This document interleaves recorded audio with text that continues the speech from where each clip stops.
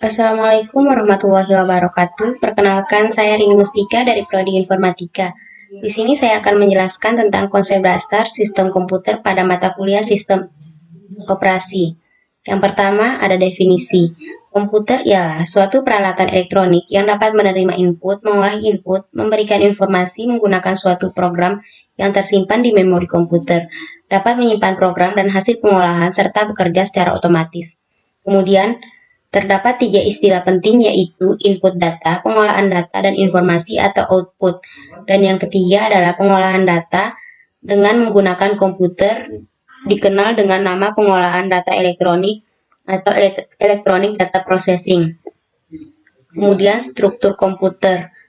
Di bawah ini adalah gambaran struktur komputer didefinisikan sebagai cara dari tiap komponen saling terkait. Kemudian 4 komponen pokok sistem komputer. Yang pertama ada pemroses, yang kedua memori utama, yang ketiga perangkat masukan dan keluaran, yang keempat interkoneksi antar komponen.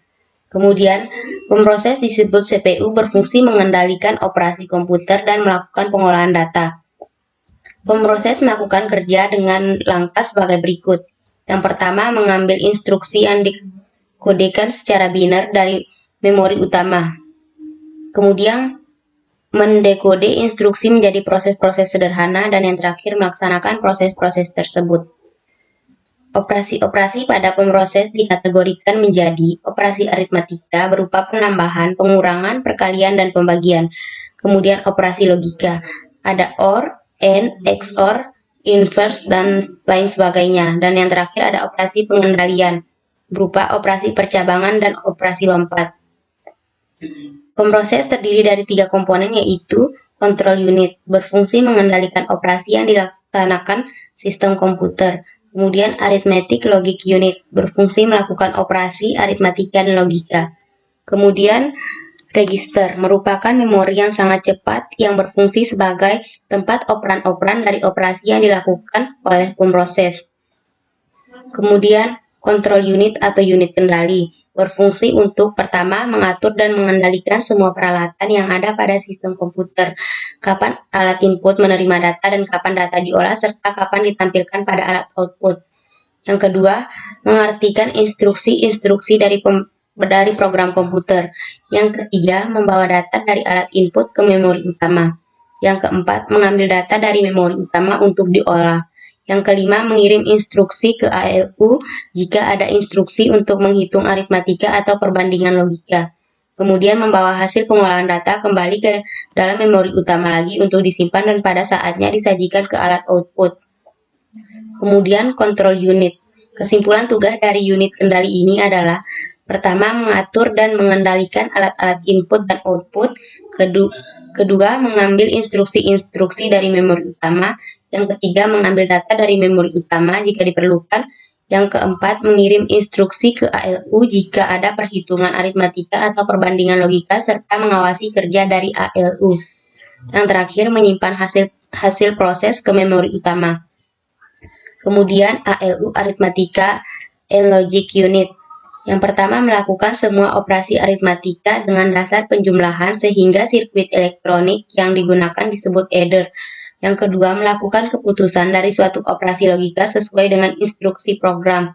Dan yang ketiga, operasi logika meliputi perbandingan dua operan dengan menggunakan operator logika tertentu yaitu sama dengan, tidak sama dengan, kurang dari atau sama dengan dari, kurang dari atau sama dengan, lebih besar dari, dan lebih besar atau sama dengan. Kemudian ALU, Arithmetic Logic Unit, berfungsi untuk melakukan semua operasi aritmatika dengan dasar penjumlahan. Memori ada 3 macam memori yang dipergunakan di dalam sistem komputer, yaitu register, digunakan untuk menyimpan instruksi dan data yang sedang diproses. Kemudian main memory dipergunakan untuk menyimpan instruksi dan data yang akan diproses dan hasil pengolahan. Kemudian secondary stroke dipergunakan untuk menyimpan program dan data secara permanen. Kemudian register, alat penyimpanan kecil dengan dengan kecepatan akses cukup tinggi yang digunakan untuk menyimpan data dan instruksi yang sedang diproses. Sementara data instruksi lainnya yang menunggu giliran untuk diproses masih disimpan di dalam memori utama. CPU diibaratkan sebagai otak yang mempunyai ingatan dan pengendalian organ tubuh. Program dan data diletakkan di memori utama diibaratkan sebagai sebuah memori, melakukan satu persatu penyimpanan yang ada di dalamnya. Kemudian register. Instruksi tersebut dibaca dan diingat. Instruksi yang sedang diproses disimpan di register. Misalnya hitung Q sama dengan A plus D. Maka perlu data nilai A dan B yang masih ada di meja atau di memori utama. Data dibaca dan masuk ingatan kita. Data yang sedang diproses disimpan di register, misalnya A sama dengan 2 dan B sama dengan 3. Sehingga nilai C dapat dihitung yaitu 5. Proses perhitungan ini dilakukan di ALU. Hasil dari perhitungan ini ditulis kembali ke meja atau disimpan kembali ke memori utama. Kemudian setelah itu mungkin data program dan hasilnya disimpan secara permanen ke dalam lemari komputer atau penyimpanan sekunder. Perangkat atau I/O. Perangkat masukan atau keluaran digunakan sistem komputer untuk berinteraksi dengan lingkungan luar, baik ke pemakai ataupun lingkungan secara umum. Perangkat masukan atau keluaran terdiri dari dua bagian, yaitu komponen mekanis, yaitu perangkat itu sendiri, dan komponen elektronis, yaitu pengendali perangkat berupa chip, controller. Interkoneksi antar komponen disebut bus, dan interkoneksi ini berkaitan dengan tata cara hubungan antar komponen-komponen sistem komputer. Kemudian menggunakan CPU dengan memori utama atau dengan alat-alat input atau output atau I/O. Bus antar CPU dan memori utama diletakkan pada MGR atau MAR dan unit kendali dan di dalam CPU dan disebut internal bus. Kemudian bus terdiri dari 3 macam, yaitu bus alamat atau address bus untuk memberikan alamat dari memori atau port yang hendak diakses. Bus alamat berisi 16, 20 atau 24 jalur sinyal paralel atau lebih. Kemudian bus data atau data bus untuk membaca dan mengirim data dari memori atau port. Bus data berisi 8, 16, bahkan 32 jalur sinyal paralel atau lebih. Bus kendali atau control bus. Sinyal bus kendali antara lain yaitu memory read, memory write, I/O read, dan I/O write.